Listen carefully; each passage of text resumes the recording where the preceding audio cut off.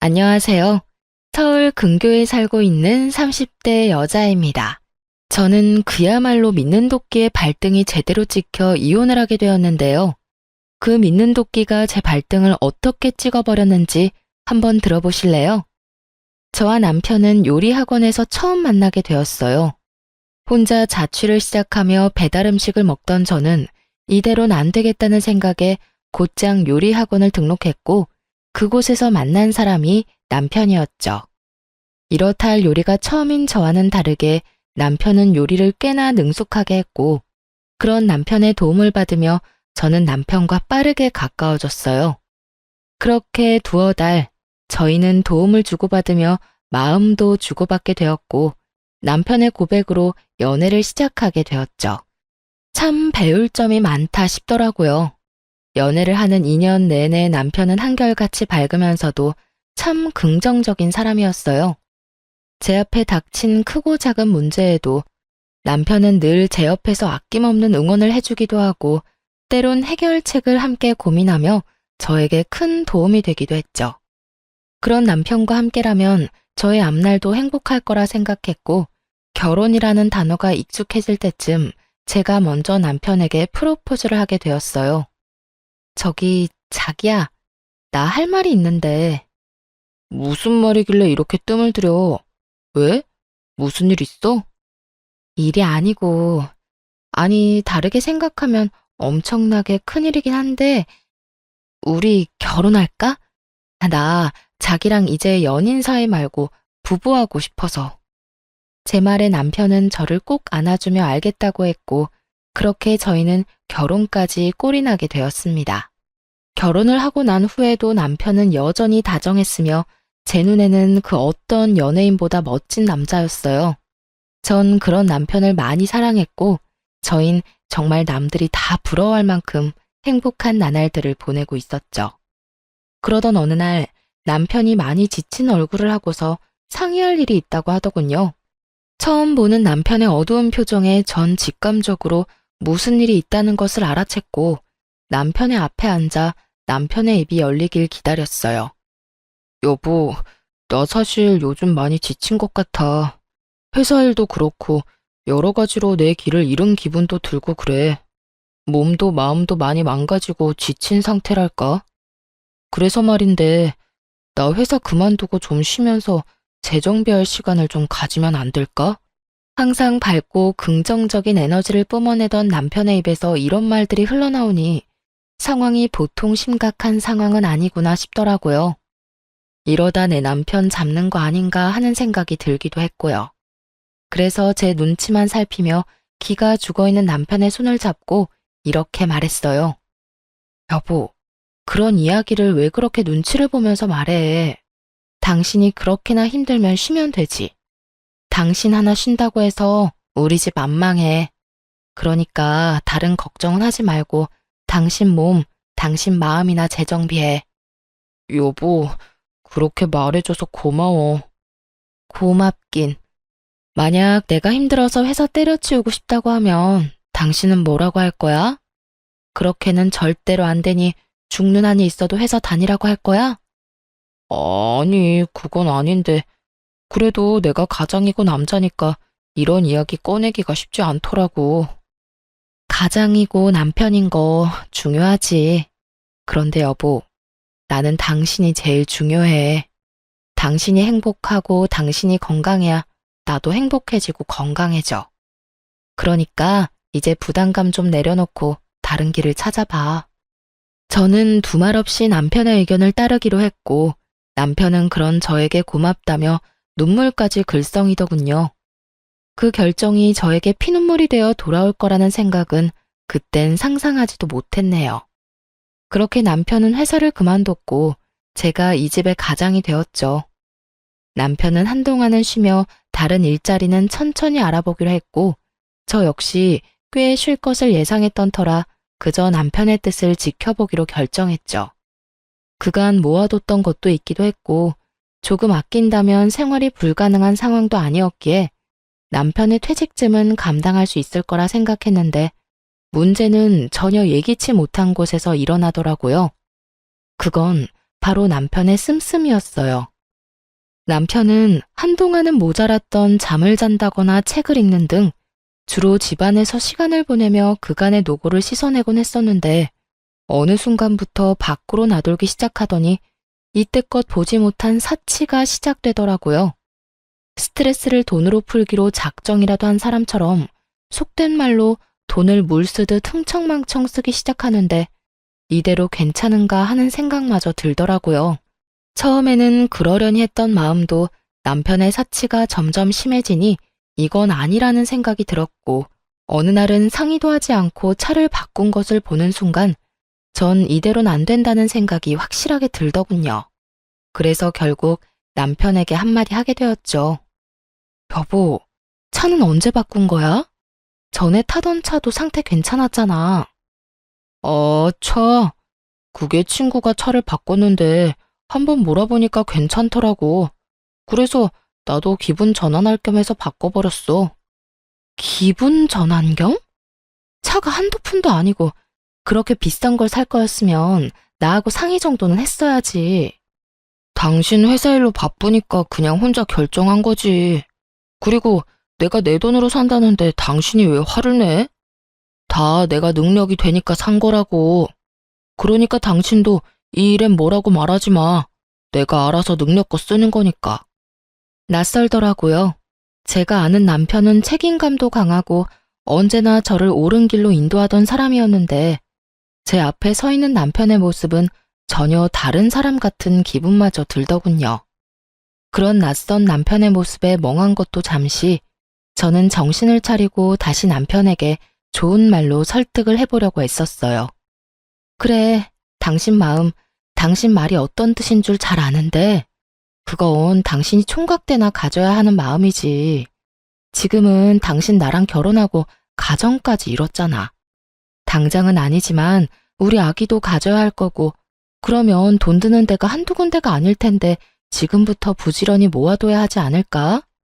꼭 아기 때문만이 아니라 우리가 훗날 조금이라도 편하게 살려면 조금 아끼자는 말이지. 지금 당신이 회사도 쉬고 있는데 새 차가 왜 필요해? 심지어 타던 차도 깨끗하고 고장난 것도 없었으니까 나로선 이 상황이 이해되지 않아. 거기에다가 우린 부부인데 당신이 무엇을 하든 상관하지 말라니. 내가 당신이 한 일에 지적하는 상황이 되어버린 것 같아 당신 기분이 나빠진 건 충분히 이해하겠는데 아무리 이해를 한다고 해도 당신이 나한테 그렇게 말하면 나 굉장히 섭섭해. 남편은 조곤조곤 말하는 저를 보며 할 말이 없었는지 애꿎은 입술만 잘근잘근 씹으며 제 눈치를 보더라고요. 저 역시 더는 남편 기를 죽이고 싶진 않았기에 더는 장황하게 설명하지 않고 핵심만 짚어 말해주었어요. 어쨌든 내 생각은 그래. 당신이 번 돈으로 당신이 필요한 것 사는 걸 뭐라고 하는 건 아니야. 그러니까 앞으로 한 번 더 생각하고 돈을 썼으면 좋겠어. 알겠어. 나도 아까 말 심하게 해서 미안해. 미안하다는 남편의 말과는 달리 기분이 완전히 상해버린 듯 표정은 좋지 않았고 그날 이후 눈에 보이게 기분 나쁜 티를 내기 시작하더라고요. 제가 기분을 좀 풀어주려 말을 걸어도 시큰둥하게 답을 한다거나 장을 보러 함께 나가는 날에 손이라도 잡으려고 하면 티가 나게 손을 치워버린다거나 하는 행동으로요. 이 모든 언행도 이해가 되지 않았지만 제가 제일 이해가 되지 않는 건 그런 일이 있었는데도 불구하고 고쳐지지 않는 남편의 씀씀이었어요. 말로는 알겠다, 네 말을 다 알아들었으니 앞으론 그러지 않겠다 라곤 했지만 여기저기 숨겨놓은 새로운 옷과 신발이 발견될 때마다 저희 사이엔 미묘한 다툼이 일곤 했어요. 처음 숨긴 것을 들켰을 땐 예전에 사둔 것이라며 변명이라도 하던 남편은 점점 더 뻔뻔하게 변해갔고 어느 날부턴 앵무새처럼 똑같은 말만 뱉어내더군요. 여보, 이 옷은 또 뭐야? 이거 엄청 비싼 거 아니야? 또 샀어? 세일하길래 샀어. 당신 정말 왜 이래? 내가 이런 말까진 하지 않으려고 했는데 당신 일을 쉬면 씀씀이라도 줄여야지. 어떻게 수입도 없는 사람이 수입이 있을 때보다 돈을 더 헤프겠어. 아, 진짜. 내가 벌어놓은 돈으로 이때껏 고생한 나한테 보상 좀 하겠다는데 뭘 그렇게까지 나무라기만 해. 당신이 이러면 이럴수록 난 더 숨이 막힌다고. 그러니까 그냥 좀 내버려두면 안 돼? 모든 일엔 정도라는 것이 있는 것인데 남편은 그 정도라는 것은 알지도 못하는 사람처럼 굴었고 상황이 그렇게까지 되자 저는 더 싸우고 싶지도 않아 입을 다물게 되더군요. 제가 입을 다물자 저희의 사이는 다시 좋아졌고 저는 저것도 다 한때일 거란 마음으로 남편을 지켜보기로 했죠. 그러던 어느 날 아빠가 갑자기 쓰러지셨다는 소식을 듣게 되었습니다. 엄마는 제가 고등학교 때 돌아가셨고 외동딸인 저는 아빠의 걱정이 클 수밖에 없는 상황이었죠. 천만다행으로 아빠는 위험한 고비는 넘기고 수술을 하게 되었지만 의식이 없던 터라 수술비를 제가 마련해야 하는 상황이 되어버렸어요. 친정에 돈이 없는 것은 아니었으나 아빠가 의식이 없으니 여기저기 적금 등으로 묶인 친정 돈은 제가 마련할 방도가 없었고 아빠도 저도 신용카드는 쓰지 않던 터라 갑작스럽게 큰 현금이 필요한 상황이었어요. 저는 하는 수 없이 시댁으로 찾아가게 되었습니다. 사실 제가 결혼을 하고 난 후 얼마 되지 않았을 때 시댁에 금전적 위기가 있었는데요. 시집 오기 전 아빠가 비상금을 하라며 주셨던 돈을 시아버지에게 빌려드린 적이 있었거든요. 아버님, 이거 제가 시집 올 때 비상금으로 받아왔던 돈이에요. 요즘 힘드시다는 이야기 들었는데 이걸로 우선 급한 불부터 끄세요. 아가야, 내가 아무리 급하다고 한들 어찌 이 돈을 받을 수가 있겠느냐? 어차피 제가 가지고 있어도 지금은 쓸 데도 없는걸요. 일단 쓰시고 여유 되실 때 이자까지 쳐서 주세요. 고맙다 고마워. 내가 조금씩 갚아나가마. 내가 이 은혜 잊지 않으마 아가. 시부는 그때 해준 약속처럼 저에게 다달이 돈을 갚아주고 있었지만 지금 현재 저에겐 큰 돈이 필요했기에 이젠 사정이 나아진 시댁을 찾아갈 수밖에 없는 상황이었죠. 갑작스러운 저의 방문에도 시댁에는 시모뿐 아니라 시부도 저를 기다리고 계셨고 저의 안색이 좋지 않음을 눈치를 챈 시부가 무슨 일이냐며 물어왔어요. 아가야, 무슨 일이길래 안색이 그리도 좋지 않은 게야? 그게 친정아버지가 쓰러지셨어요. 그래서 수술비가 급하게 필요한데 갑자기 그 큰 돈을 구할 데도 없고 해서 앞전에 빌려드린 돈을 좀 받을 수 있을까 해서요. 아무래도 돈 이야기이니 조심스러워질 수밖에 없었고 그 어느 때보다 신중하게 꺼낸 말이 끝나자마자 시부와 시모의 눈치를 살필 수밖에 없더군요. 그런데 제 말을 들은 시부의 얼굴이 불그락 푸르락 환한 얼굴이 되어갔고 전 왜 그러는지 이유를 알 수 없으니 그저 눈치만 더욱 살피게 되더라고요. 그간 시댁 어른들의 인성을 지켜본 바론 제가 단순히 돈 이야기 좀 꺼냈다고 저리 인상을 찌푸릴 사람들이 아니었던 터라 전 시부가 화를 내는 그 상황이 좀처럼 이상하게 느껴지더군요. 침묵은 저의 예상보다 길어졌고 그 무거운 침묵을 깬 건 다름 아닌 시모였습니다. 이 자식이 진짜 도대체 무슨 짓을 하고 다니는 거야? 시모의 첫마디에서 알게 되더라고요. 아, 남편이 큰 사고를 치고 있구나 하고요. 전 최대한 마음을 가다듬으며 시모에게 연유를 물었어요. 어머님, 왜 그러세요? 아가, 혹시 네 남편한테 돈 받은 거 없니? 네? 돈이요? 무슨 돈이요? 그게 네 남편이 얼마 전에 너한테 큰 돈이 필요하다면서 돈을 좀 많이 받아갔어. 그때 좀 이상하다 싶긴 했는데 아무래도 돈 이야기이다 보니까 너도 선뜻 이야기 꺼내기 힘들 수도 있겠다 싶어서 우린 너한테 부담 주기 싫어서 연락을 안 했던 건데 이를 정말 어째? 그간 남편의 사치스러운 행적들이 떠오르며 어이가 없어 할 말이 생각나지 않더라고요. 자기가 번 돈으로 자기가 쓴다고 하더니 사실은 그 돈들이 아빠가 준 제 돈이었으니까요. 도무지 이때껏 제가 알고 있던 남편의 모습은 무엇이었나 하는 마음도 들더라고요. 저의 이 복잡한 마음을 눈치챈 시부는 헛기침으로 제 시선을 잡아끈 후 이렇게 말하더군요. 아가, 생각이 많은 거 안다. 나도 이렇게 마음이 복잡한데 너는 오죽하겠어? 그런데 일단 급한 불부터 끄고 생각하자꾸나. 내가 일단 지금 급한 돈은 당장 마련해주마. 일단 우리 사돈부터 살리고 보자꾸나.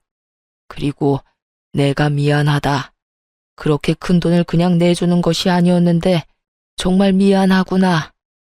사실 남편이 잘못한 것이지 시댁에서 잘못한 것은 아니었지만 제가 처한 상황은 그 돈을 가져간 남편을 닥달해 돈을 받아낼 때까지 기다릴 만한 여유가 없었어요. 그랬기에 시부가 마련해준 돈을 얼른 받을 수밖에 없었죠. 아니에요, 아버님. 제가 감사하죠. 꽤 큰 금액인데 이렇게 주셔서 감사해요. 아니다. 본래 네 돈이었는데 뭘. 이렇게 힘든 이야기 꺼내게 해서 미안하구나. 그 자식이 실망하게 한 것 또한 미안하고. 이렇게 저에게 용서를 구한 시부의 표정은 섬뜩할 정도로 화가 나 보였고 시모 역시 시부의 표정과 다를 바가 없었죠. 어쨌든 전 돈을 마련해 아빠의 수술비를 무사히 치를 수 있었고 수술을 마친 아빠는 의식도 회복하고 경과도 좋았죠. 그렇게 아빠가 건강을 되찾아가는 사이 남편은 바쁜 저를 대신해 아빠의 병실을 오가며 간호하고 있다는 이야기를 아빠에게 들을 수 있었어요. 저를 대신해 아빠를 돌봐주는 것은 고마운 일이 분명했지만 그 큰 돈을 받아서 다른 것도 아닌 사치하는 데 쓴 것은 절대로 용서가 되지 않더라고요. 바늘도둑이 소도둑 된다고 사람 하나 고치는 것이 얼마나 힘든 일인 것임을 잘 알기에 저는 그 상황을 어떻게 풀어나갈지 더 큰 고민에 빠지게 되었어요. 이혼해야 한다는 생각을 하고는 있지만 이혼이 쉽게 내릴 결정도 아니었고 무엇보다 아빠의 건강이 회복되고 있다고는 하나 언제든 다시 나빠질 수도 있는 상황이니 고민은 더욱 커져만 갔고 신중에 신중을 가하게 되더군요. 하지만 그 모든 것이 걸리는 상황이라도 남편과 이야기를 나눠 똑바로 짚어야 하는 문제임은 확실했죠. 저는 여전히 저에게 심드렁한 남편을 붙잡고 말했어요. 여보, 나랑 이야기 좀 해. 무슨 이야기? 나 아버님, 어머님께 이야기 다 들었어. 당신 내 핑계를 대면서 내가 빌려드린 돈 거의 다 받아갔다며? 어떻게 된 일인지 설명해. 제 말을 들은 남편은 눈빛이 흔들리기 시작하더니 퍼렇게 질린 얼굴을 하고서 고개를 떨어뜨리더군요. 그렇게 고개만 숙인다고 상황이 해결되지 않아. 그러니까 어떤 말이든 해봐. 남편은 저의 닥달에 망설이는 듯 싶더니 이내 입을 열더군요. 그게 처음부터 이럴 작정은 아니었어. 쉬면서 몸도 마음도 회복되고 나니까 그동안 악착같이 산 게 후회가 되더라고. 이러다 죽으면 다 소용없겠다 싶기도 했고. 그래서 이것저것 사다 보니까 카드값이 감당이 안 됐어. 거기에다 차도 대출받아 덜컥 사버리긴 했는데 그 다달이 나가는 돈이 감당이 더욱 안 되는 거야. 돈은 필요한데 돈은 없으니까 신용대출도 조금 받았어. 그러다 정신 차려보니 당신한텐 말도 못 꺼낼 만큼 빚이 늘어 있었고 그래서 그런 짓까지 하게 된 거야. 빚이 빚을 낳는다더니 그 말 하나 틀린 것이 없더라고요. 남편은 감당하지 못할 만큼의 사치를 부리고 있었고 그 결과 저에게 큰 실망을 안겨주었던 것이었죠. 전 당장이라도 욕이 튀어나오려는 것을 겨우 누르고서 남편에게 말했어요. 당신, 나 알지? 난 가까운 사람이랑도 돈 거래 안 하는 사람이야. 그런 내가 당신하고 어머님 아버님을 믿고 기꺼이 그 큰 돈을 빌려드린 건데 어떻게 다른 사람도 아닌 당신이 그런 내 믿음을 이런 큰 실망으로 돌려줄 수가 있어? 당신 정말 내가 알던 그 남자가 맞긴 해? 여보, 내가 정말 미쳤었나 봐. 내가 진짜 잘못했어. 내가 진짜 화나는 게 뭔지 알아? 당신이 나를 실망해서까지 받은 돈으로 고작 사치를 부렸다는 게 난 너무 화가 나. 너무 실망스럽다고. 꼭 필요한 곳이 있어서 나 몰래 썼다고 해도 기가 막히는데 그 돈들을 고작 옷, 신발, 차 이런 걸 사느라 빚진 데 썼다고? 이걸 내가 어떻게 받아들여야 해? 내가 진짜 할 말이 없다. 내가 그 순간에 잠시 정신이 나갔었다는 말밖에는 정말 미안해. 남편은 정말 반성이라는 걸 하는 듯 보였고 전 그런 남편에게 시부의 말을 전하기로 했어요. 사실 제가 모든 사실을 알고 집으로 돌아온 날 시부에게서 전화가 왔었어요. 제가 빌려드린 돈을 다 입금했다는 말과 함께 시부는 이렇게 말을 하더라고요. 아가야, 실망이 큰 거 잘 안다.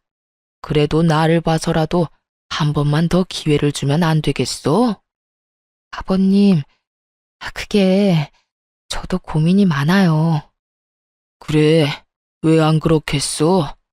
그래도 네가 나를 봐서라도 기회를 한 번 더 준다면 내가 어떻게 해서든 정신교육 다시 해놓으마. 정신교육이요? 그래, 일단 그 녀석이 가져간 돈은 내가 다 받아낼 생각이다. 사돈 수술만 잘 끝나고 나면 우리 회사에 출근시켜서 온갖 자비는 다 시킬 생각이야. 밑바닥부터 굴리다 보면 그 녀석도 동기한 줄 알겠지. 옆에서 끼고 있으면서 인간 한번 만들어 보마. 그러니 나를 믿고 한 번만 더 지켜봐주면 안 되겠어? 시부에 이런 부탁이 없었다면 당장 이혼을 했을 수도 있었을 텐데 저는 많은 고민을 한 끝에 남편이 아닌 시아버지를 한 번 더 믿어보기로 했고 저의 긍정적인 반응에 시부는 자신에게 돈을 다 받았다는 말은 하지 말라고 당부하셨어요. 전 시부의 당부 그대로 남편에게 전했고 남편은 아직 정신을 덜 차렸는지 반발하고 나서더군요. 뭐? 내가 아버지 회사에? 그것도 말단 사원도 아니고 잡일이나 하는 직원으로 출근을 하라고? 내가 왜? 지금 당장 다른 곳에 취업해도 그런 취급은 받지 않는다고. 그런데 내가 왜? 당신 아직도 정신 못 차렸구나. 당신이 친 사고가 얼만데 아직도 찬밥 더운 밥 가릴 거야? 당신은 그렇게까지 안 하면 정신 차리긴 힘들 테고 나는 그런 정신 빠진 남자랑은 더는 살 생각 없으니까 당신이 결정해. 아버님 회사에 출근할 거야 아님 나하고 이혼할 거야? 저는 남편에게 마지막 기회를 주었고 남편 역시 저의 확고한 의지를 알아챘는지 저와 시부가 시키는 대로 하겠다고 하더군요. 바로 다음 날부터 시부의 회사로 출근하기 시작한 남편은 밤이 되면 거짓골이 되어 들어오더라고요. 듣기로 시부의 회사에서 남편이 주로 하는 일은 청소부터 시작해서 짐 나르기 등 주로 몸을 쓰는 온갖 잡일을 하고 있다고 하더군요. 시간이 흐를수록 남편의 꼴은 보기 힘들어졌지만 그 눈빛만큼은 예전 제가 알던 눈빛으로 돌아오고 있었고 그렇게 힘들게 번 돈은 남편의 생활비와 시부에게 매달 갚는 돈을 제외하곤 모두 저에게 고스란히 입금이 되었어요. 전 그 돈을 따로 모아두었다가 시댁에 큰 행사가 있을 때 쓰기도 하고 일정 금액이 되면 적금으로 묶어두기도 했죠.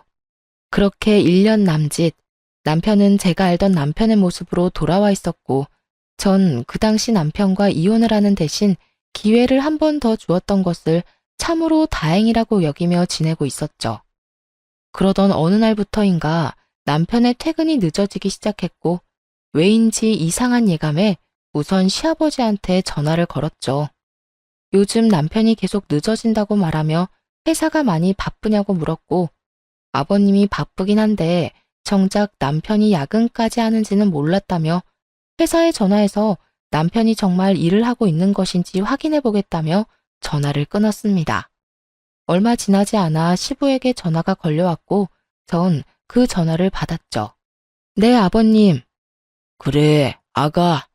회사에 전화해보니 그 녀석 창고 정리를 하고 있다고 하더구나. 녀석도 참 시키지도 않았는데 그런 일까지 다 하고 말이다. 어머, 그래요? 야식이라도 준비해 놓아야겠어요. 저는 굳은 일도 마다하지 않고 열심히 하는 남편이 기특했고 시부 역시 저와 같은 마음인 듯 하더군요. 저기 아가, 근 1년 동안 지켜보니 정신도 좀 차린 것 같고 요즘엔 열심히 일하는 게 기특하기도 해서 이제 일다운 일 좀 시켜보려는데 네 생각은 어떠냐? 옆에서 끼고 가르치다가 하나둘씩 넘겨주려고 하는데 그 말씀은 회사를 물려주고 싶다는 말씀일까요? 그래, 내가 요즘 고민이 많아. 요즘처럼만 하면 걱정 없겠다 싶다가도 섣불리 판단하는 건 아닌가 하는 생각도 들고. 네가 보기엔 어떠냐? 내가 그 녀석한테 회사를 물려줘도 될 것 같으냐? 요즘 퇴근 시간이 많이 늦는데 그게 다 일을 너무 열심히 하다 보니 늦는 거 아니겠어요? 그렇지. 네가 생각하기에도 정신 차린 것 같지? 네, 아버님께서 가까이에서 좀 더 들여다보시고 이제 되었다, 이제 좀 안심하고 맡겨도 되겠다 싶으실 때 아버님 뜻대로 하셔요. 제 말을 들은 시부는 다시 생각해도 남편이 기특한지 연신 허허 웃으시다 전화를 끊으셨고 저 역시 기특한 남편을 위해 야식을 만들어 놓고 기다렸어요. 하지만 아무리 기다려도 남편은 오지 않았고 12시가 넘어 남편에게 전화가 오더라고요. 그 전화는 택시 기사분이 건 전화였고 집까진 왔는데 남편이 너무 취해 정신을 못 차리고 있다고 하더군요. 저는 부랴부랴 밖으로 나가보았고 그곳엔 제대로 걷지도 못할 정도로 취한 남편이 있었어요. 이상하더군요. 술을 먹을 수도 있고 취할 수도 있는 것이었지만 시부와 통화한 것이 9시가 조금 넘었을 때였고 적어도 남편은 10시 정도면 퇴근을 했을 텐데 12시가 훨씬 넘은 시간까지 술을 마셨다니 전 비틀거리는 남편을 부축하며 추궁 아닌 추궁을 하기 시작했죠. 여보, 괜찮아? 정신 좀 차려봐. 괜찮아. 난 괜찮아. 아, 이 사람이 진짜 누구랑 마셨어?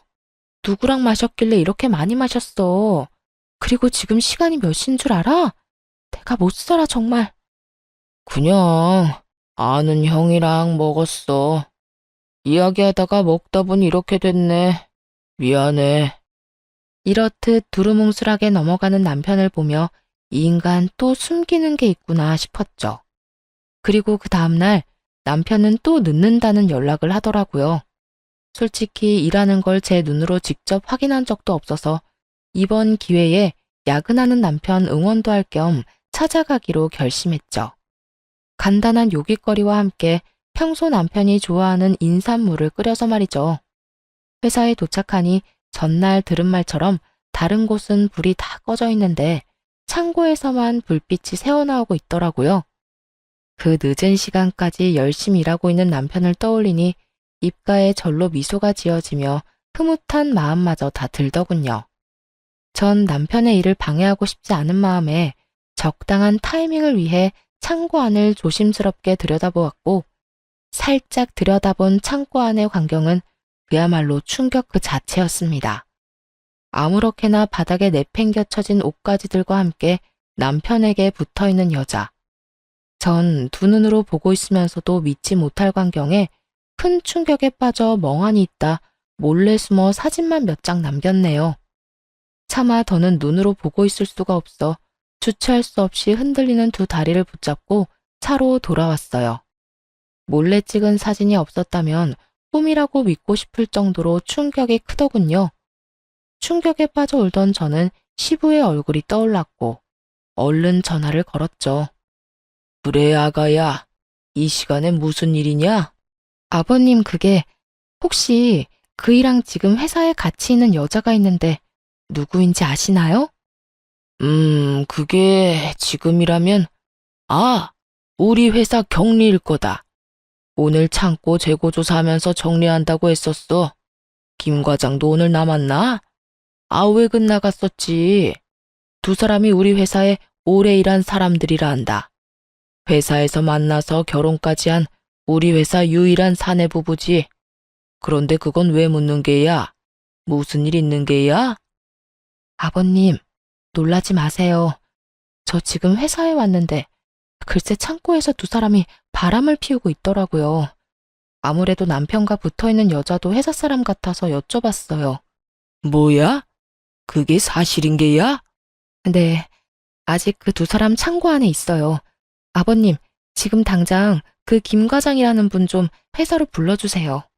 시부는 화가 엄청나게 난 듯했고 그 화는 제 말을 완전하게 믿는다는 뜻과도 같았죠. 그렇게 전화를 끊은 전 얼굴 한번 본 적 없는 김 과장이라는 사람을 기다렸고 얼마 지나지 않자 신발도 제대로 신지 않은 김 과장이 다급히 창고로 뛰어들어가더군요. 그 뒤로는 뻔한 결말이었어요. 남편은 옷도 제대로 갖춰 입지 못한 채 김 과장에게 머리채를 잡혀 창고 밖으로 끌려 나오고 있었고, 그 뒤를 울고불고 난리가 난 상간녀가 나오더군요. 전 그 모든 광경을 지켜보고 있었고, 남편은 김 과장에게 일방적으로 맞기 시작했어요. 한참을 맞고만 있던 남편은 김 과장의 주먹질이 끝나자 그 앞에 무릎을 꿇고 빌기 시작하더라고요. 과장님, 죄송합니다. 정말 죄송합니다. 제가 잠시 미쳤었나 봅니다. 죄송? 이게 죄송하다는 말로 끝날 문제야. 어떻게 가정 있는 여자랑 그딴 짓을 할 수가 있어? 그것도 내 와이프인 거 뻔히 알면서 어떻게 그딴 짓을 할 수가 있냐고? 정말 죄송합니다. 입이 10개라도 할 말이 없습니다. 제발 한 번만 용서해 주십시오. 용서? 이게 용서가 될 일이라고 생각해? 도대체 언제부터야? 도대체 언제부터냐고? 얼마 되지 않았습니다. 정말이에요. 그러니까 과장님, 제발 아버지랑 제 아내한테만큼은 비밀로 해주시면 안 되겠습니까? 뭐? 비밀? 네, 그 두 사람 알면 저 진짜 죽습니다. 제발 좀 살려주십시오. 제발요. 이렇게 부탁드리겠습니다. 남편은 김 과장의 발밑에 엎드려 눈물을 흘리고 빌었고, 그런 모습을 보던 상간녀 역시 무릎을 꿇고 빌기 시작하더군요. 여보, 정말 잘못했어. 그런데 우리 오늘이 정말 처음이야. 믿어줘. 아까 창고 정리하다가 너무 힘들어서 밥 먹으면서 반주 좀 했는데 술 기운에 그만. 실수야, 실수. 실수? 그게 실수라고? 그 말을 내가 믿을 것 같아? 믿어줘. 정말이야. 지금 이 상황만 보지 말고 이때껏 내가 당신하고 살면서 보여준 모습들을 떠올려봐. 나 당신 정말 사랑하고 누구보다 열심히 살았잖아. 그러니까 이번 한 번만 용서해줘. 나 당신하고 이혼하면 못 살아. 그래? 그럼 살지 마. 뭐? 나하고 이혼하면 못 산다며? 나 당신 같은 여자랑 더는 못 사니까 무슨 일이 있어도 이혼할 거야. 그러니까 못 살겠으면 살지 말라고. 여보, 제발, 제발 용서해줘. 내가 이렇게 빌게. 단호한 김 과장과 그런 김 과장을 붙잡으며 애원하는 상간녀. 마치 막장 드라마의 한 장면 같더군요. 뒤늦게 저의 모습을 발견한 남편은 그야말로 얼굴이 사색이 되어가고 있더군요. 여보, 여기 어떻게 왔어? 어떻게 오긴. 당신 힘들게 야근한다길래 먹을거리랑 물 좀 끓여왔는데 상상도 못했던 재밌는 광경을 봤지 뭐야? 그래서 내가 김 과장님 불렀어. 이런 재미있는 구경은 같이 해야 재미있는 법 아니겠어? 여보, 미안해. 미안하다고 하지도 마. 당신이 인간이야? 내가 어떤 마음으로 당신한테 기회를 주었는지 몰라? 어떻게 나한테 이럴 수가 있어? 저는 절규 섞인 고함을 내질렀고, 저의 이런 모습에 남편은 고개를 바닥에 쳐박고 애원하며 빌기 시작하더군요. 여보, 진짜 미안해. 내가 정말 미쳤었어. 처음부터 이러려고 했던 건 아닌데 정말 미안해. 내가 당신한테 너무 큰 잘못한 거 알아. 그런데 나 진짜 마지막으로 한 번만 더 용서해주고 기회를 주면 안 될까? 나 이때까지 잘해왔잖아. 오늘 일은 정말 실수야. 실수라고. 실수? 실수라고? 나 말을 안 해서 그렇지. 지난 1년 동안 너무 힘들었어. 일은 일대로 힘든데 내 주머니로 들어오는 돈은 없지. 아버지 눈치에 당신 눈치에 그 상황이 너무 답답하기도 하고 짜증도 나고 그렇더라고. 그런데 그때 나한테 저 여자가 잘 대해주니까 나도 모르게 눈길이 가서 이런 실수를 저지르게 됐어. 그렇다고 마음을 줬다거나 그런 일은 절대로 없었어. 정말이야. 내가 진짜 미쳤었어. 그러니까 나한테 한 번만 더 기회를 주라. 응? 제발. 이런 상황에서까지 저의 탓을 하려는 남편을 보고 있는데 정말 어이가 없더라고요. 저의 탓을 하면서도 용서를 구하는 그 이중적인 잣대를 뽐내는 남편에게 전 지금까지와는 비교도 되지 않을 절망스러운 사실을 알려주었죠.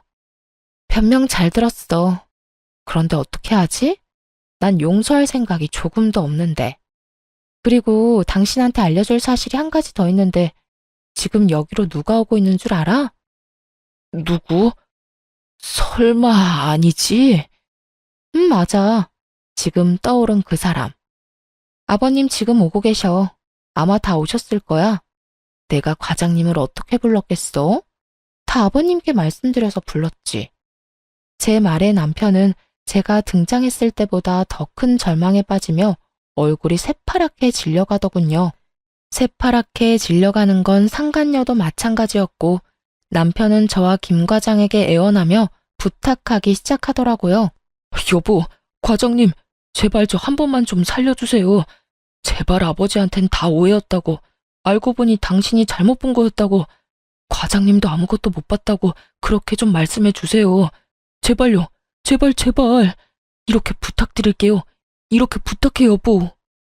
남편은 거의 바닥을 기다시피 애원했지만 그 애원이 무색하게도 그 순간 시부가 무서운 얼굴로 남편을 향해 다가와 그대로 남편의 뺨을 내리쳐버리더군요. 네 이놈, 네가 어떻게 이렇게까지 쓰레기일 수가 있어? 네 놈이 어떻게 이렇게까지 정신을 못 차릴 수가 있냐고. 이제 하다하다 바람까지 피워? 그것도 엄연히 가정이 있는 여자를? 아버지, 제가 다 잘못했습니다. 정말 반성하고 있어요. 정말입니다. 제발 용서해 주세요. 남편은 시부의 바짓가랑이 붙들고 용서를 구했고 시부는 그런 남편의 손을 가차없이 뿌리치더군요. 용서? 그게 네 입에서 나올 수 있는 단어라고 생각하는 게야? 내가 미쳤었지. 내가 생각을 잘못해도 한참 잘못했던 게야. 네가 요즘 열심히 일하는 것 같길래 내 회사를 맡겨도 될 거라고 내 잠깐 착각을 했구나. 자식 새끼 잘못 키운 줄도 모르고 내가 피땀 흘려 고생한 내 회사를 너 같은 버러지한테 넘겨서 망할 뻔했어. 넌 내 회사를 물려받을 자격도 없고 내 자식으로 인정받을 자격조차 없다. 이후로 네가 밖에서 죽든지 말든지 나는 신경을 쓰지 않을 테니 너도 오늘부터 부모 없다고 생각하고 살거라. 눈앞에서 회사를 놓쳐버린 남편은 애원을 넘어 간절하게 시부에게 빌기 시작했어요. 회사요? 그게 정말이세요? 저는 아버지가 그런 생각하고 계신 줄도 모르고 제가 잠시 미쳤었나 봐요. 그러지 말고 제발 한 번만 봐주세요. 저도 사람인데 실수도 할 수 있는 거잖아요, 아버지. 마지막이라 생각하시고 한 번만 더 기회를 주시면 제가 정말 더 열심히 할게요. 뭐? 실수? 네 놈이 한 짓은 실수로 덮을 수 없는 중대한 사안이고 너 하나 때문에 내 회사에서 10년 넘게 일한 과장은 소중한 철을 잃었다. 네가 사람 새끼면 회사에 눈이 멀어서 봐달라는 말이 입 밖으로 나와선 안 되는 게다. 제가 정말 입이 10개라도 할 말이 없는 상황이라는 건 잘 알아요. 그런데요, 아버지, 저는 아버지의 하나뿐인 아들이잖아요. 하나뿐인 아들이 뭐가 대수냐? 그깟 아들 처음부터 없는 셈 치고 살면 되는 것을. 네가 무슨 말을 짓거리든 내 생각엔 변함이 없을 테니 그런 줄 알고 쏙 꺼지거라. 남편에게 단호하게 못 박은 시부는 몸을 돌려 김 과장과 상간녀를 향해 이렇게 말하더군요. 자네는 오늘부로 당장 퇴사 조치할 테니 그런 줄 알고 내일부턴 출근하지 말게. 김 과장한텐 내가 입이 10개라도 할 말이 없어. 미안하네. 일단 우리 이야기는 내일 하도록 하고 오늘은 자네 저 데리고 돌아가 보게. 집안 문제로 할 이야기가 많을 터이니. 이렇게 말한 시부는 저의 손을 잡고 그 자리를 벗어나게 해주었습니다. 시부는 아무래도 집에 혼자 두기가 불안했는지 저를 시댁으로 데리고 갔고 시댁엔 저를 걱정스러운 표정으로 기다리고 있는 시모가 있더군요. 아가, 괜찮아? 어머님, 이제 어떻게 해요? 저 이제 어떻게 해요? 그래, 울거라 울어. 나도 이렇게 울고 싶은데 너는 오죽하겠니? 이 어미가 미안하다. 내가 자식 새끼를 잘못 키웠어. 내가 다 미안하다, 아가. 시모는 저를 꼭 끌어안으며 자신이 더 미안하다고 했고, 전 그런 시모의 품에서 참았던 눈물을 한참을 흘렸습니다. 그렇게 한참을 온 저에게 시부와 시모는 자고 가라며 저를 붙잡았지만 저는 괜찮다고 하며 집으로 돌아왔어요. 시댁에서도 쫓겨날 것이 분명한 남편이 집에서 편히 지내는 꼴은 볼 수가 없었거든요. 집으로 돌아온 저는 남편의 짐을 싸 문 앞에 던져두고 집 비밀번호를 바꿔버리곤 친정으로 가서 지내기로 했어요. 아무래도 남편의 흔적이 가득한 그곳에선 한시도 숨을 쉬고 싶지 않았으니까요. 제가 친정에 간다는 말을 들은 시댁에서 친정의 전화에 용서를 구하고 상황을 잘 설명해 준 덕분에 친정에 도착한 저는 긴 설명 대신 아빠에게 따뜻한 마음의 위로를 받을 수 있었어요. 우리 딸 고생 많았어. 아빠, 죄송해요. 이런 꼴 보여서. 네가 뭐가 죄송해? 네가 잘못한 게 뭐가 있다고.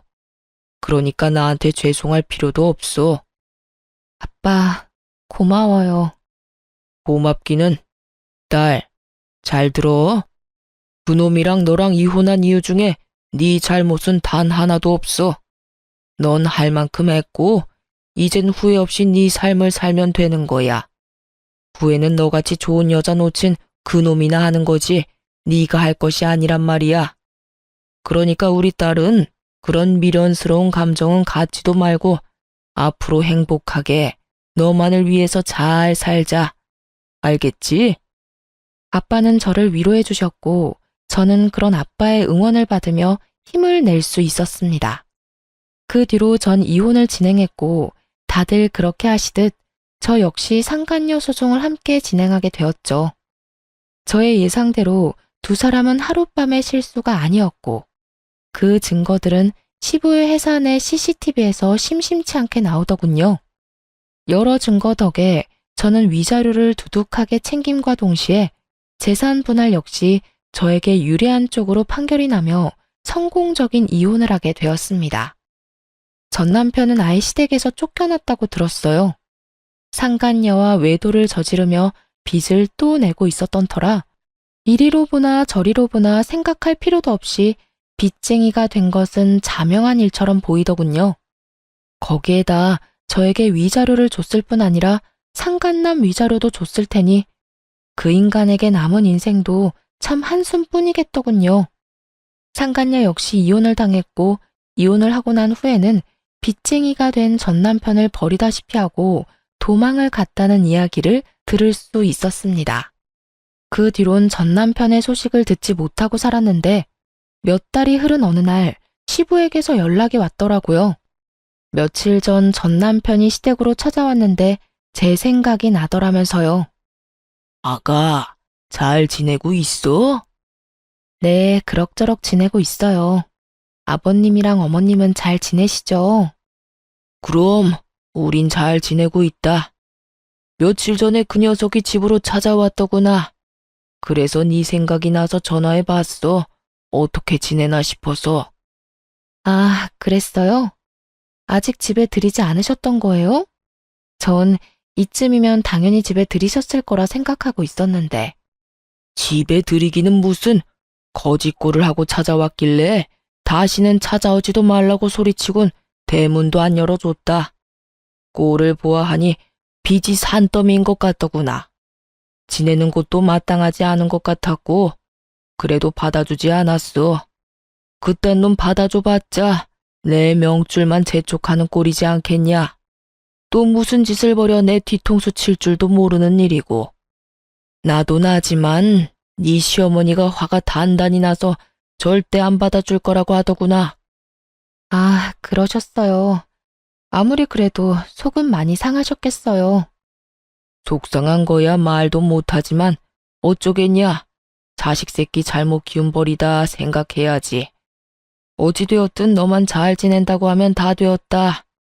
목소리 들어보니 괜찮은 것 같아 조금은 안심이 되는구나. 앞으로도 잘 살거라 아가. 네, 아버님. 연락 주셔서 감사해요.